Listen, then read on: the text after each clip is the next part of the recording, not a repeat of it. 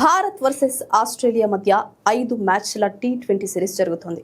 ఈ సిరీస్లోని తొలి మ్యాచ్లోనే భారత T20 captain Suryakumar Yadav T20 అంతర్జాతీయ క్రికెట్లో ఓ ఘనతను సాధించాడు. అవును, ప్రపంచంలో ఇంతకు ముందు 4 ఆటగాళ్లు మాత్రమే సాధించిన ఈ ఘనతను ఇప్పుడు సూర్యకుమార్ యాదవ్ సాధించాడు. అంతేకాదు రోహిత్ శర్మను కూడా అధిగమించాడు.